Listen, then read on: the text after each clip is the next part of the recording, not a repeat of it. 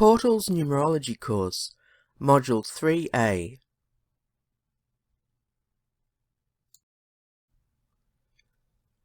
This module explains what numbers mean in dreams and discusses tarot associations and numbers in magic and ritual. Dream numbers. Without delving deep into the world of dreams and what they mean, we can certainly explore the meanings of numbers, shapes, repeating patterns, and recurring numbers that drift up from our subconscious during dream time. While there are those who believe that dreams are nothing more than random images occurring during the brain's downtime, there are others, like me, who understand that dreams emerge from the subconscious, using symbolism to relay messages and impressions that we've either repressed during waking hours or need to explore further.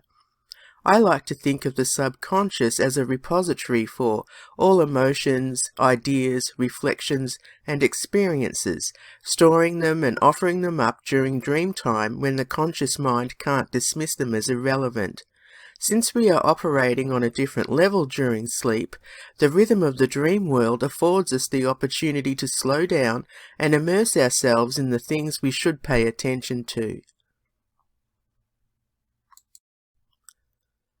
These things can be repressed memories, ignored personality traits, problems with relationships, the soul's urges, and forgotten aspirations. We also have the opportunity to find solutions to problems that niggle at us during the day, as well as exploring ideas and emotions and experiencing things we don't dare to ponder when awake. When it comes to numbers in dreams, they could be trying to get you to focus on the energies related to them, or sending a message that involves the solution to a problem. While it's dubious to wonder if numbers are prophetic, there are instances throughout history where numbers foretold events, such as the story about Flight 191. David Booth had recurring nightmares about a crash involving an airplane, and he tried to alert authorities, but he was mostly ignored.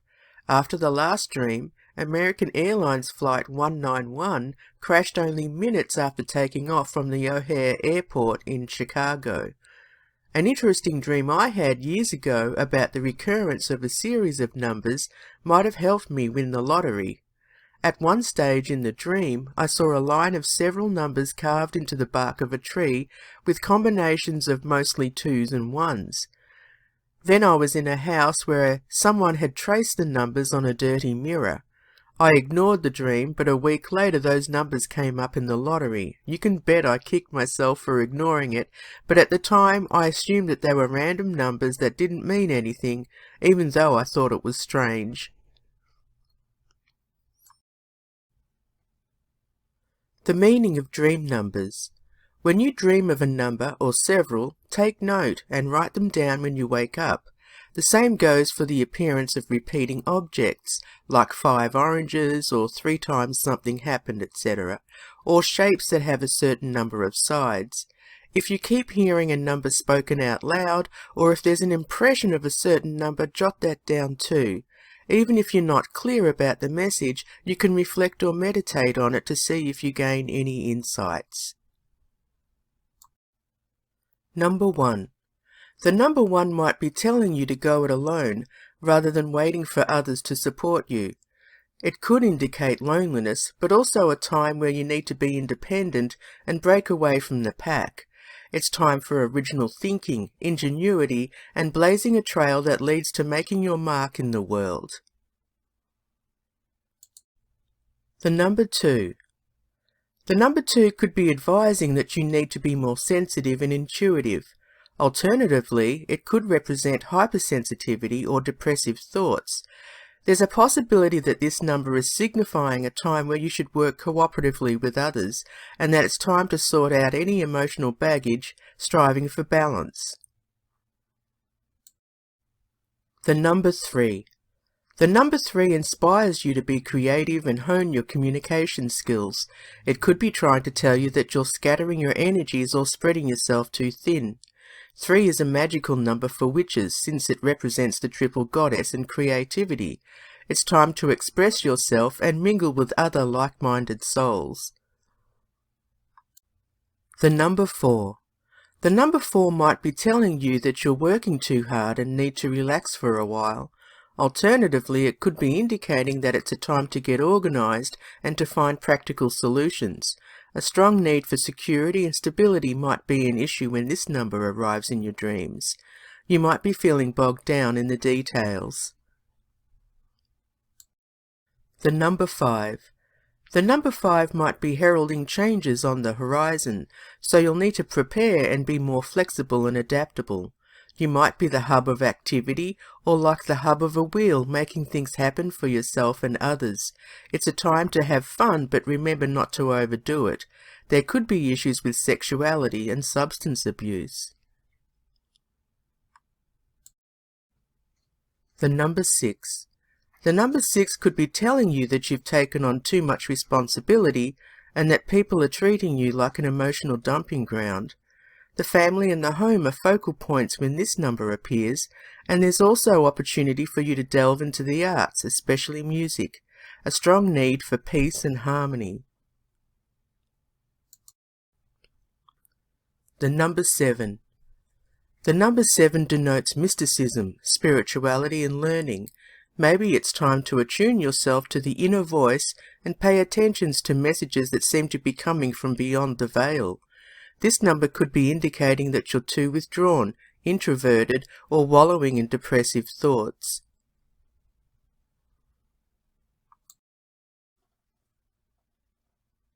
The number 8. The number 8 indicates a karmic time where you meet important people or experience pivotal moments that will help you manifest what you desire. You might have to tone down any bossy or egotistical behaviours or watch your money if you're not being frugal. This is a time to take hold of the reins and prove your worth. The number 9. The number 9 signifies that some things might be ending or nearing completion. You could be dealing with a loss, but also gaining wisdom in the process. The universe and/or your guides are motivating you to help others in their times of need. Alternatively, you might need to practice self-love if you're overextending yourself to others. Number combinations and other considerations. New energies are indicated when you see combinations of other numbers in dreams. They could be indicating birthdays, house numbers, or special dates that you need to keep in mind. When the number 1 is included in combinations, it means that the energies are increasing exponentially, adding unlimited potentiality. Numbers usually appear in dreams to signify important events or the search for understanding and logic in our lives.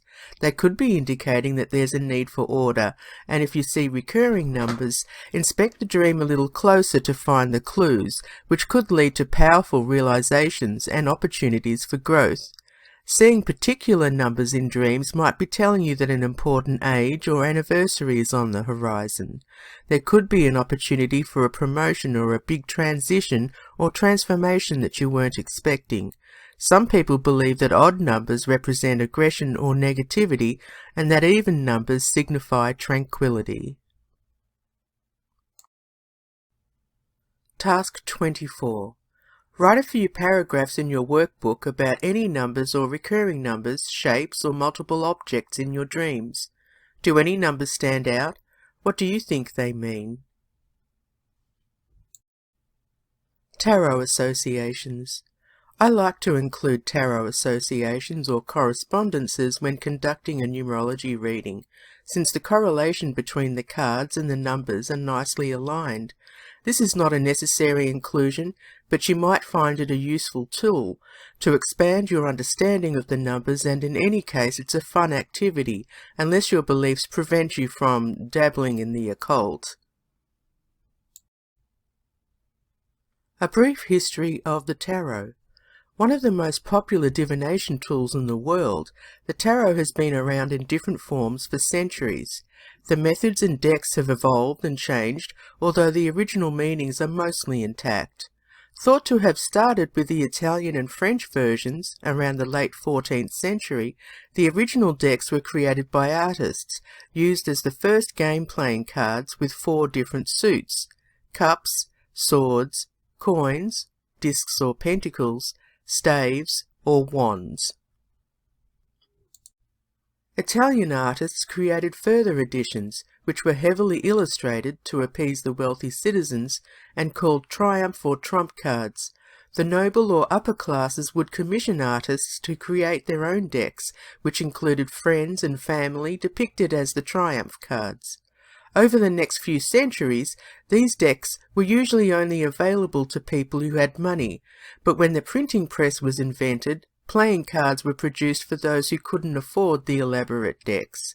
Originally used as parlour games in Italy and France, it wasn't until the late 16th century when their use as divinatory tools became popular.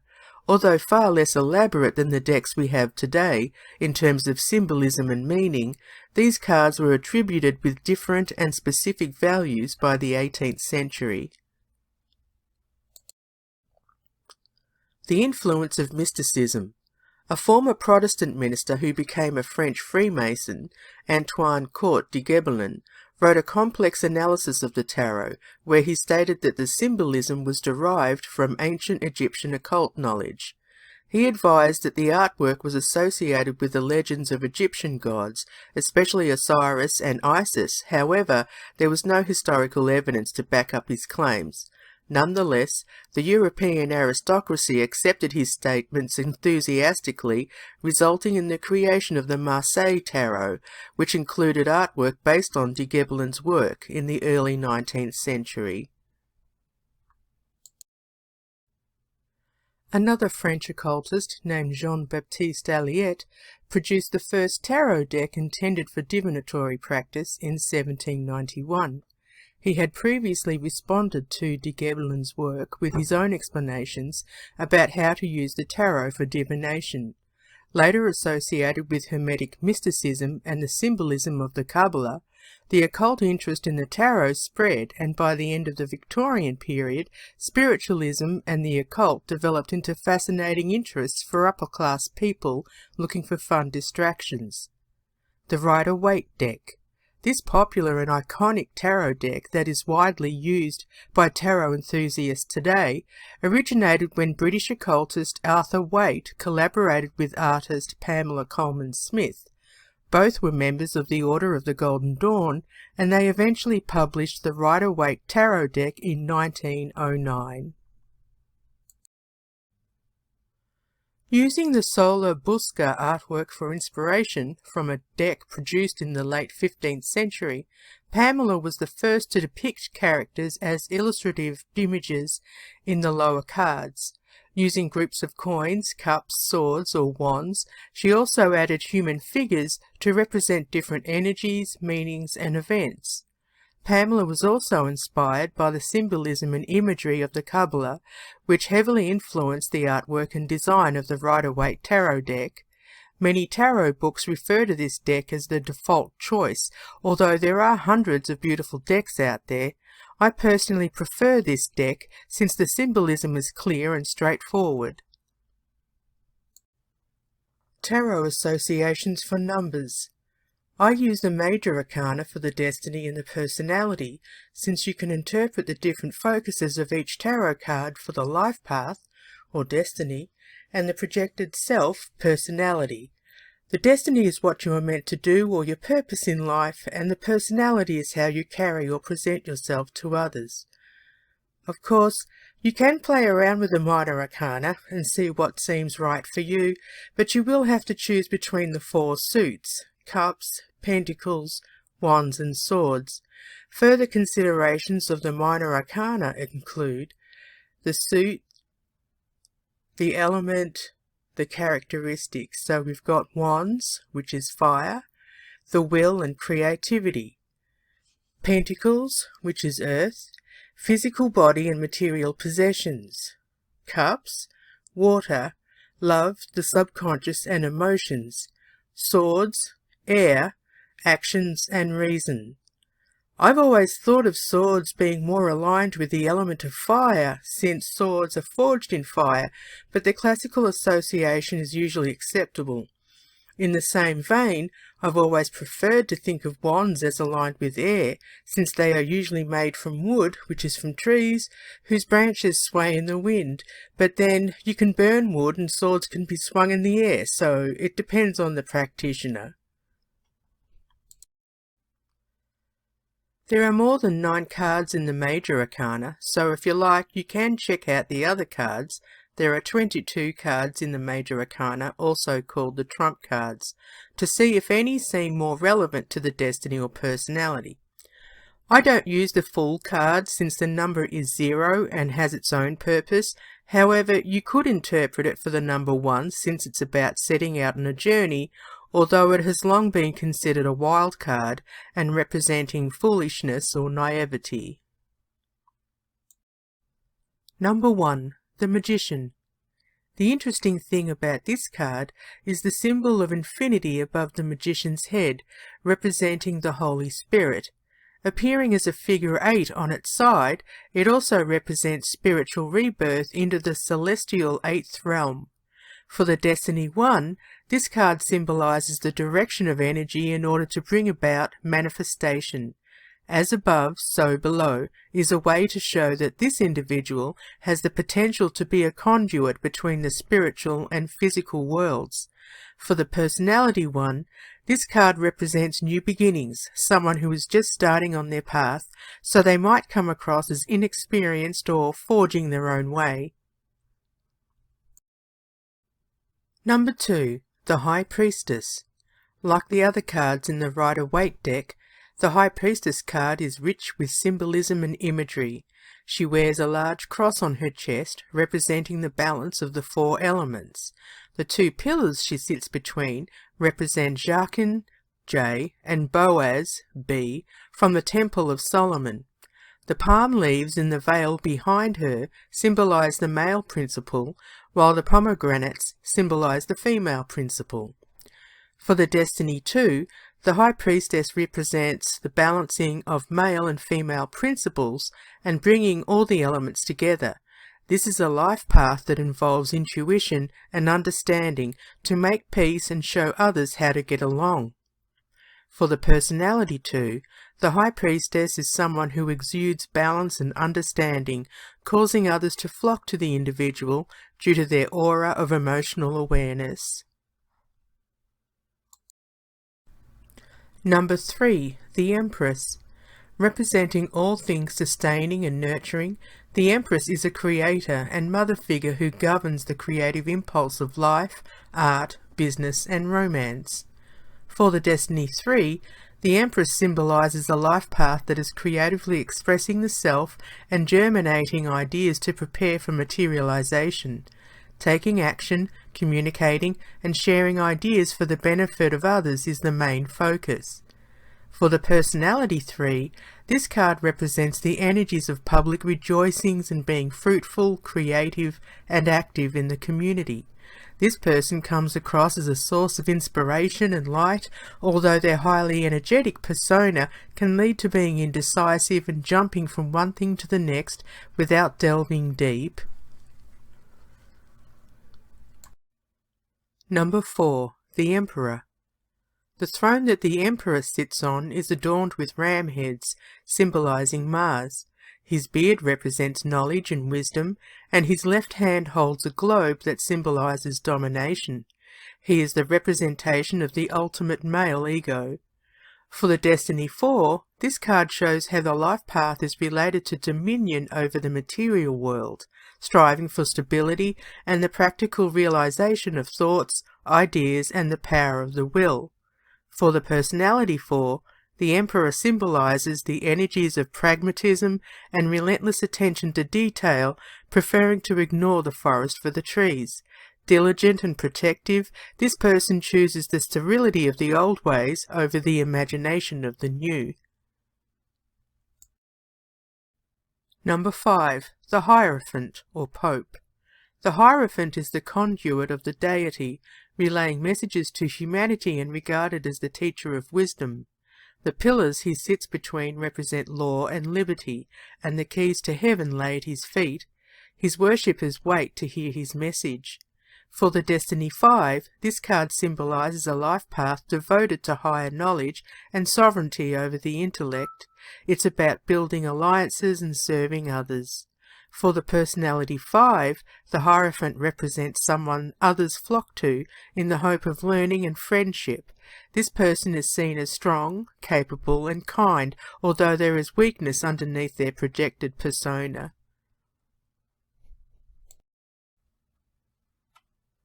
Number 6. The Lovers. The Lovers card shows what appears to be Adam and Eve, representing relationships and choices. Also called the Twins in relation to Gemini, this card warns against bad decisions.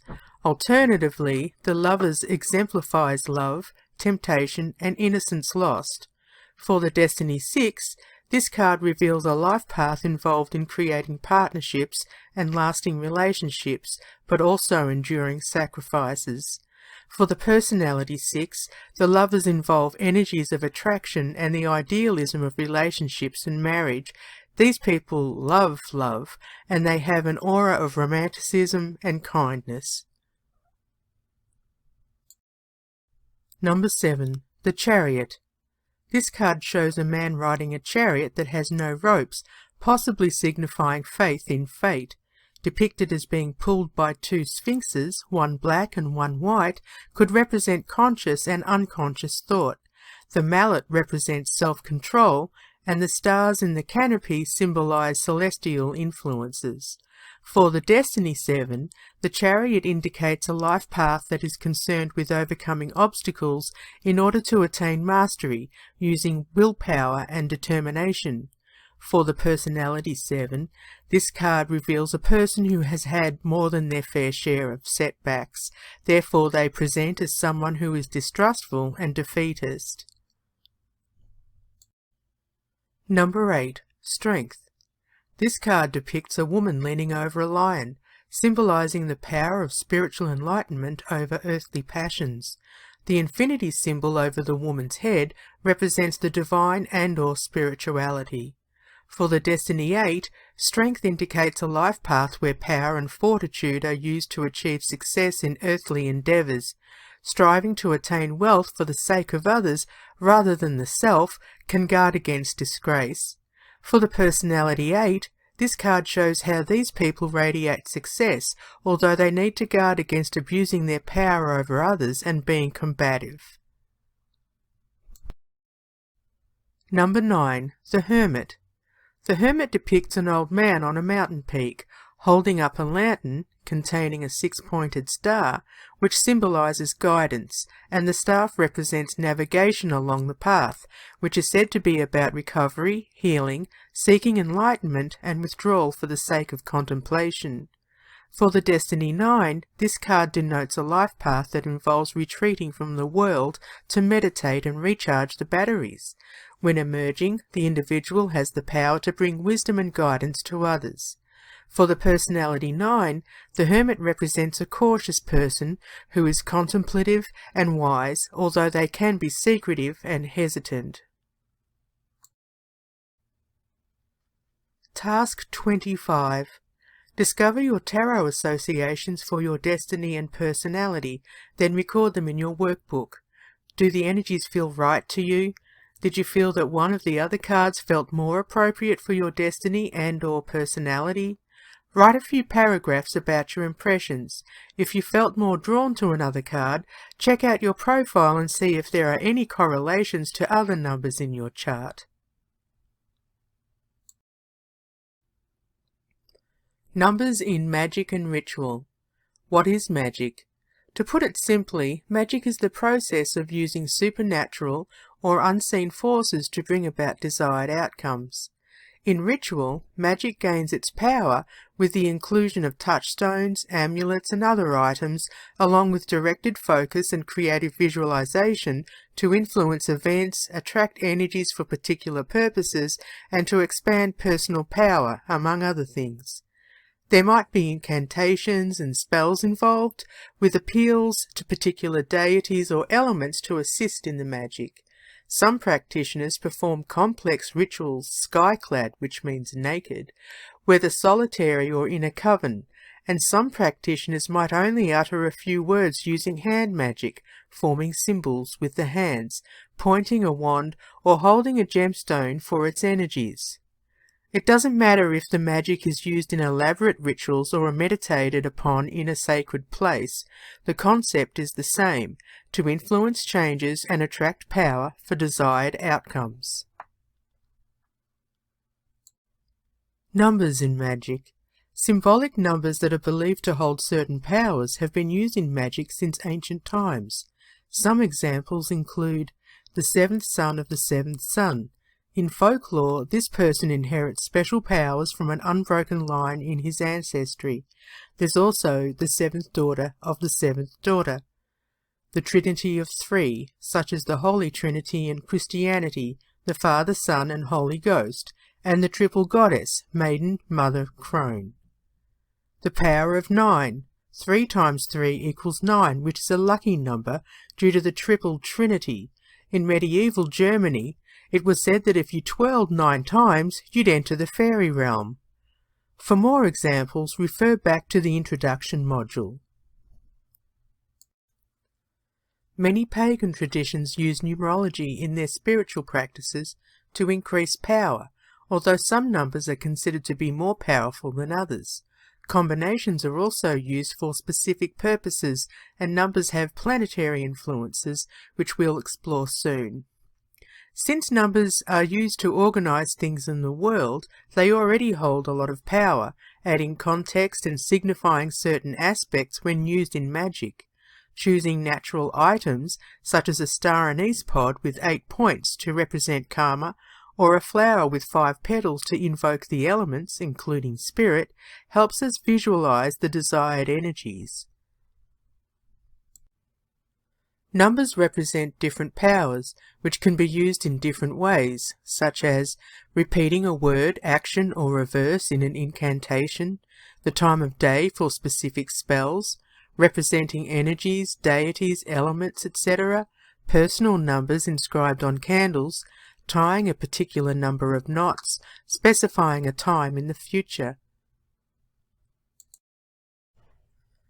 While we've been talking about the properties of the numbers between 1 and 9, you might have a personal relationship with a certain number, which might not seem to resonate with what's been discussed in this course.